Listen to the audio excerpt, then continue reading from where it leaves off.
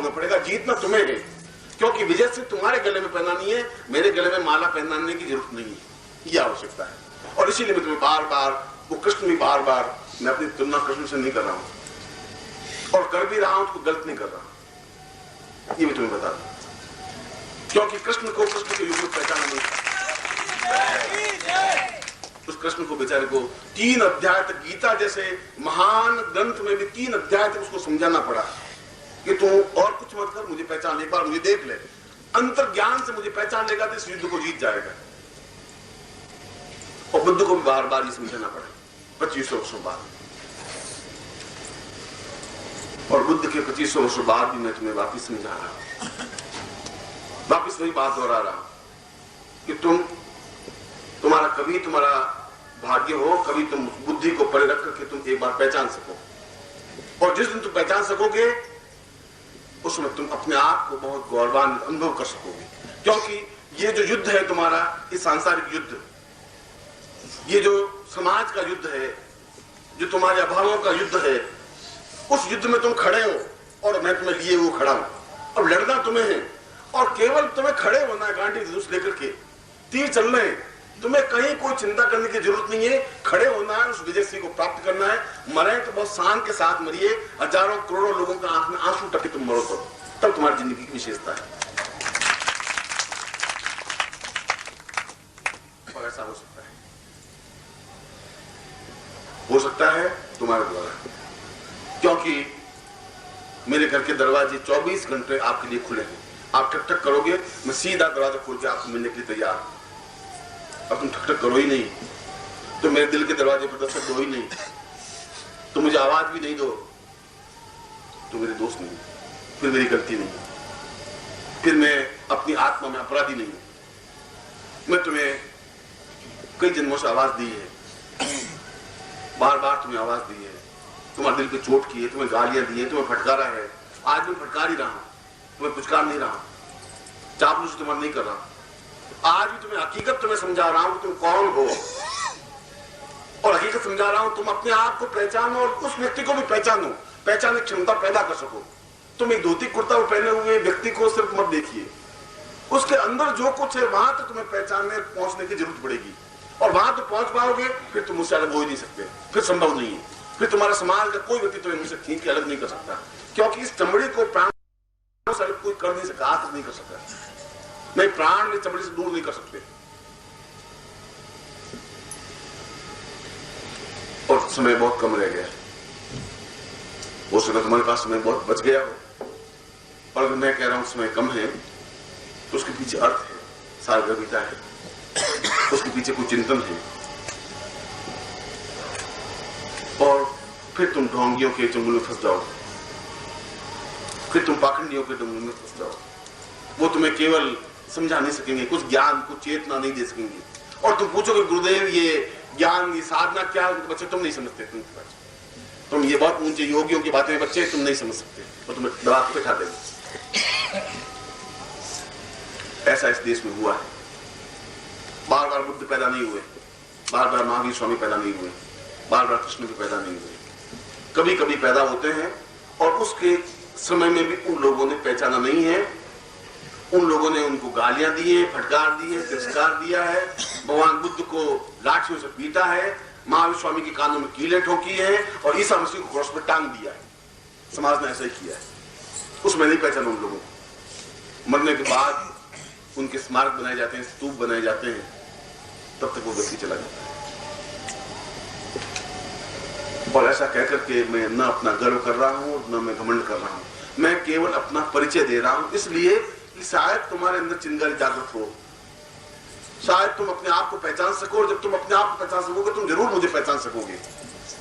और मैं बार बार 2 टूक शब्दों में तुम्हें हर बार ये कहता हूं कि तुम जिस दिन पहचान लोगे उस दिन तुम अपने आप एक ज्वाला सी बन जाओगे, अंगार बन जाओगे। ये बहुत छोटी साधना है जो तुम कर रहे हो, ये बहुत छोटी है, इससे कई गुना ऊंची साधना तेजस्विता तुम में आ सकती है। करोड़ों लोगों के बीच तुम नायक बन सकते हो, नेतृत्व दे सकते हो, इस देश को भी अपने आप को भी।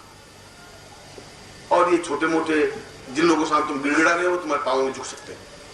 अगर तुम्हें प्रखरता है, ताकत है, तेजस्विता है, गिड़गिड़ाना तुम छोड़ दो, हाथ जोड़ना इस प्रकार से ऐसा तुम अपना मेरा दोनों का अपमान मत करो, तुम्हारा कोई कुछ नहीं बिगाड़ सकता। और कभी देखो तुम कोई बहुत बड़ा तांत्रिक और तुम चुनौती देख देखो तुम्हारा क्या बिगाड़ सकता है, तुम कभी ट्राई करके देखो, क्योंकि उस समय मैं तुम्हारे अंदर बैठा हुआ होता हूं, तुम्हारा कुछ नहीं कर सकता वो। इसलिए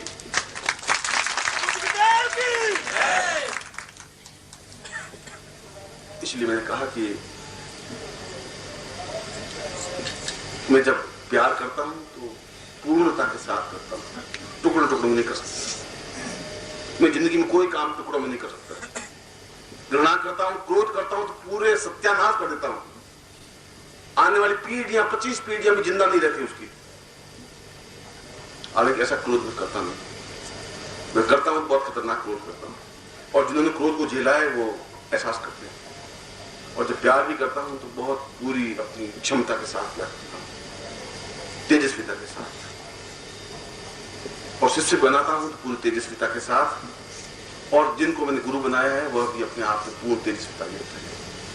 इसलिए तुम्हें तो केवल एक संदेश देना है, एक चेतना देनी है, एक मेरी धारणा तुम्हें बतानी है, और इस धारणा के पीछे मेरा व्यक्तिगत और मेरे पारिवारिक कोई स्वार्थ नहीं है। मैं फिर दूसरी बार भी कह रहा हूँ, तीसरी बार भी कह रहा हूँ, तुम जितना मुझे प्यार दे सकोगे उससे 10 गुना प्यार अपने आप प्राप्त कर लोगे। ये तो देना और लेने की क्रिया है। जब तुम मुझे दोगे तो अपने आप मिल जाएगा तुम्हें। जब तुम्हें प्यार दोगे तो मेरी तपस्या साधना अपने आप तुम्हें मिल जाएगी। इस समुद्र में पानी खत्म नहीं हो सकता, नदी का पानी सूख सकता है, तालाब का पानी सूख सकता है, न तपस्या क्षीण हो सकती है, न मेरे पुण्य क्षीण हो सकते हैं, न मुझमें न्यूनता है, न मेरे कमजोरी है, न मैं स्वार्थ युक्त हूं, न मुझे पुत्रों का मोह है, न पत्नी का मोह है। कर्तव्य जो मेरा है मैं निभाऊंगा, इसलिए गृहस्थ निभाऊंगा तो पूरे क्षमता के साथ निभा रहा हूं, और शिष्यों को निभाऊंगा तो पूरी क्षमता के साथ निभाऊंगा। तो मैंने कहा कि मैं टुकड़ों टुकड़ों में कुछ काम नहीं कर सकता। इसलिए मैं तुम्हें जब कमजोर देखता हूं, जब तैयार होते हुए नहीं देखता हूं, तुम्हें नेतृत्व करने की क्षमता है। एक एक आदमी बहुत कुछ कर सकता है, तुम्हें है इतनी हिम्मत। ये सिविल लेवल में तो मामूली बात है, ये 5-10 मेंबर बना तो बहुत हल्की घटिया बात है, उसमें है क्या? तुम अपने 45 साल की उम्र में 45 आदमी तुम्हारा परिचित दोस्त नहीं है जिनको तुम चुनौती भर के कह सको तुम्हें ये काम करना है। फिर तुमने 45 साल 40 साल क्या ले लिए, तुमने क्या कर दिया तुमने, और क्या कर लोगे फिर तुम आगे जाकर? और उसमें तुम मुझे कमा के नहीं दे रहे हो, मैं तुम्हें उससे 1.25 गुना वापिस रिटर्न कर रहा हूं। क्योंकि एक चेतना फैलानी है इस देश में, उस अंधकार में। तुम उस चुनाव में देखो, रोज गोलियां चल रही हैं, रोज लोग मर जा रहे हैं। ये प्रजातंत्र का जो खेल हो रहा है, तुमने शायद न्यूज रेडियो पढ़ी नहीं। बिहार में 45 आदमी को भून दिया गया, उत्तर प्रदेश में भून दिया गया। ये तो प्रजातंत्र चल रहा है, और ये इस युग में कुछ दीपक जलने पड़ेंगे, कुछ अध्यात्म की चेतना देनी पड़ेगी। तो आने वाली पीढ़ी केवल मौत के अलावा कुछ समझ नहीं सकती हो, और कोई भाषा नहीं उनके पास, गोली के अलावा उनके पास चुनौती नहीं है। और गोलियां देने वाले राक्षसों को कौन जवाब देगा? कौन उनके सामने खड़ा हो सकेगा? ईसा मसीह जैसा खड़ा हो सकेगा, बुद्ध जैसा खड़ा हो सकेगा, महावीर जैसा खड़ा हो सकेगा। जिसमें क्षमता होगी वो खड़ा हो सकेगा, जिसमें ताकत होगी वो खड़ा हो सकेगा। और जब सूर्य डूबने लगा, अस्त होने लगा, तो सूर्य बहुत दुखी हुआ। एक दीपक ने पूछा कि आप दुखी क्यों हैं? उसने कहा कि मैं चला जाऊंगा तो अंधकार हो जाएगा। दीपक ने कहा चिंता मत करिए, मैं जब तक आप वापस आकाश में नहीं उगेंगे, मैं अपनी ताकत के साथ रोशनी जितनी भी हो सकेगी रोशनी फैलाता रहूंगा। और सूर्य प्रसन्न मन से गया और दूसरे दिन वापस होगा। मैं चाहता हूं कि ये दीपक जलते रहे, तो ये गोलियां नहीं चल सकती, फिर अंधकार नहीं आ सकता।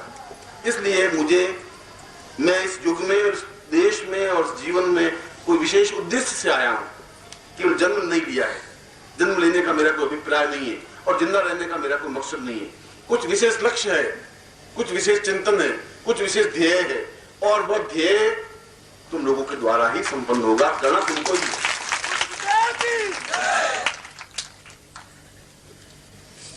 और इसीलिए मैं बार बार तुम्हें तैयार करना, साधना की ताकत के साथ। गोलियों के जवाब गोलियां नहीं हो सकती, साधना ही हो सकती है। और जिस दिन भी तुमको मैं पंजाब में जाकर खड़ा हो सकता हूं, मुझे ताकत है, मैं इस बात की विचलित नहीं होता हूं। पंजाब तो छोटी सी बात है, कहीं पर भी इसलिए कि मुझे मालूम है कि मौत मेरे पास में से निकल तो सकती है, बातचीत मुझसे कर सकती है, उसमें अभी इतनी हिम्मत, इतनी ताकत पैदा नहीं हुई कि मेरे सामने आकर खड़ी हो जाए, लेकिन ताकत उसमें नहीं है। मेरा हर क्षण आशीर्वाद तुम्हारे साथ में। मैं इतनी बात कहने के पीछे मैं तुम्हें ये समझा रहा था कि मैं तुम्हें जो साधना सिखा रहा हूँ, जो साधना करवा रहा हूँ, वह साधना तुम्हारे जीवन का एक उद्देश्य है और जीवन का लक्ष्य है। एक चिंगारी बनकर के जिंदा रहना पड़ेगा और इस देश के लिए मुझे तुम्हें और तुम्हें चाहिए, तुम्हारा सहयोग चाहिए, तुम्हारा प्यार चाहिए, तुम्हारा स्नेह चाहिए, तुम्हारा प्रत्येक क्षण मेरे साथ होना चाहिए। इसलिए मैं तुम्हें उस जगह पहुंचाना चाहता हूं जिस जगह मुझे पहुंचाना है, क्योंकि मैंने सुबह भी प्रवचन में ये कहा कि अब ये बार बार तुम जन्म लेना और बार बार धिक्कारना और बार बार फटकारना, कोई जीवन का कभी न कभी तो क्षण आएगा ना, जिस क्षण विशेष में तुम उस मोक्ष को, मुक्ति को प्राप्त कर सकोगे, जिस लोक में तुम जाके ठहरना चाहो ठहर सकोगे, उन लोगों को देख सकोगे। आखिर तो तुम ही हो। आज नहीं देखोगे तो अगले जीवन में देखोगे, फिर अगले जीवन में फिर तुम्हें वापस पैदा होना पड़ेगा, फिर गोमूत्र में वापस तुम्हें जिंदा रहना पड़ेगा 2 साल 5 साल 7 साल 10 साल, फिर वापस मेरे पास आना पड़ेगा, फिर मैं तुम्हें कहूंगा। तब तक ये देश बहुत अनबैलेंस हो जाएगा, बहुत अनबैलेंस हो गया है। मैं पिछले 7 दिन से जो घटनाएं सुन रहा हूं, मेरा विश्वास हिल गया है कि आने वाली पीढ़ियां कैसी हो पाएंगी। मैं उन लड़कों को देख रहा हूं, लड़कियों को देख रहा हूं, उन युवकों को देख रहा हूं, उन कुर्सियों के लिए झपट्टे मार रहे हैं, जो गोलियां चल रहे हैं। और आज मैंने जब रेडियो पे सुना 45 बूथ पे कब्जा करने के लिए 45 लोगों को भून दिया, वो किसी का भाई था, किसी की मां थी, किसी का बाप था, ये क्या? ऐसा युग हर युग में रहा है। रावण केवल राम के समय पैदा नहीं हुए, कृष्ण के समय कंस पैदा हुए हैं, और आज भी ऐसे कृष्ण, कंस और रावण होंगे, मगर राम भी होंगे, बुद्ध भी होंगे। इसलिए मैं उस बुद्ध की समाधि और महावीर का अहिंसा में विश्वास नहीं करता हूं, ये मैं तुम्हें बता देता हूं, वो गलत था। मैं उसमें क्षमावीर से भूषण को मैं नहीं मानता हूं। मैं तो ये कहता हूं कि कोई थप्पड़ मारे तो 6 लातें मारनी चाहिए और 4 थप्पड़ उसको अक्कल आ जानी चाहिए। मैं उस क्षमता का आदमी, मैं आदमी हूं।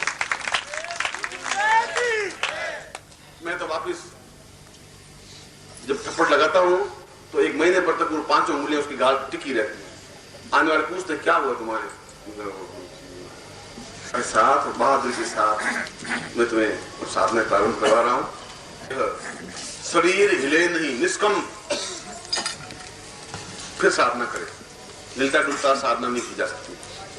तुम्हें क्षमता होनी चाहिए बैठने की, और सीना निकला हुआ वक्षस्थल बिल्कुल सही सलामत में बैठे हुए हो, वह साधना करो, क्योंकि तुम्हें उस देवताओं को अपने नियंत्रण में लेना है और भविष्य में भी उसी दमखम के साथ उस मंत्र जाप को करना है, गिड़गिड़ाते हुए नहीं।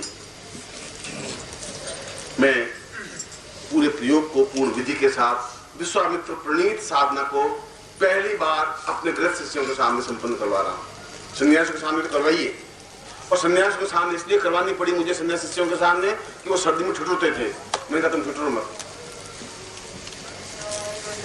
और शायद जितनी गालियां मुझे सन्यासियों की मिली उतनी किसी की मिली नहीं होगी, क्योंकि मेरे पास थे 4000 5000 सन्यासी हरदम रहते थे शिष्य, और मैं उनको कहता रोज हलवा बनाइए, हलवा खाइए।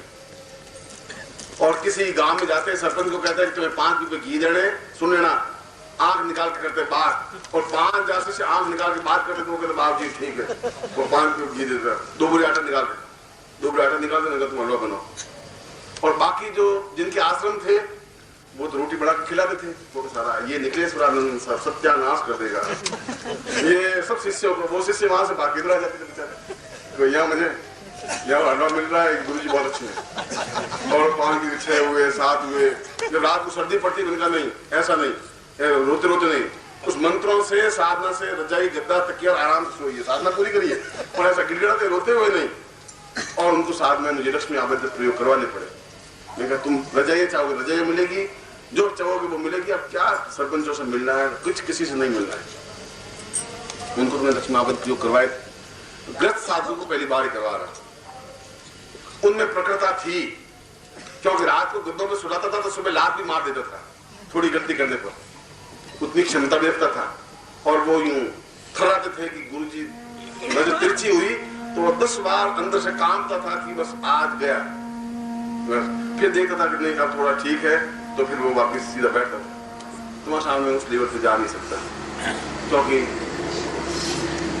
तुम महान हो और तुम्हारी महानता के सामने तुम नतमस्तक हो, क्योंकि 25 जीवन से तुम महानता दिखाते आ रहे हो, तो पहला जीवन नहीं है। मैं भले गला फाड़ फाड़ के चिल्लाऊं, तुम पे कोई असर पड़ेगा ही नहीं। यहाँ से जाओगे कुर्ता झटक के, बस गुरु जी आपका ज्ञान तुम्हारे पास से मैं पीछे चीखूंगा, फिर भी तुम्हारा गला पकड़ूंगा, आवाज दूंगा, तुम्हारे प्राणों को झकझोरूंगा जरूर।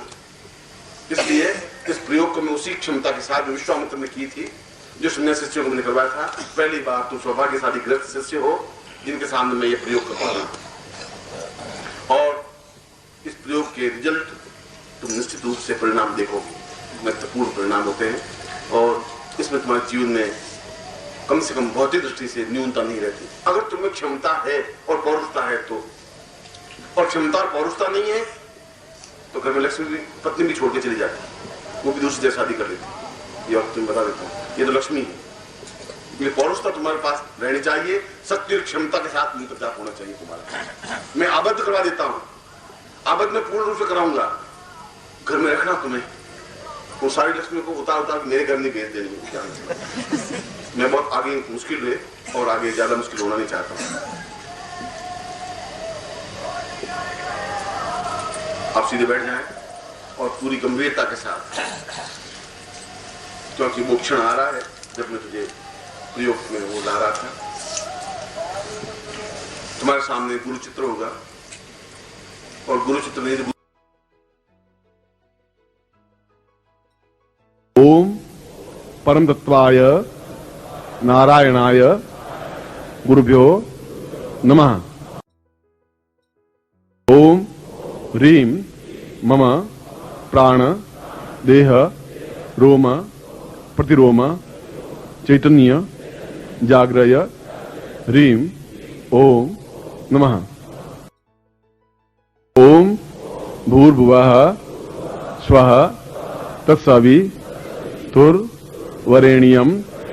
भर्गो देवस्य धीमहि धियो यो नः प्रचोदयात्।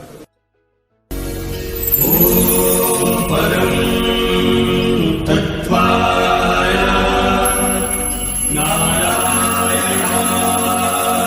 गुरुभ्यो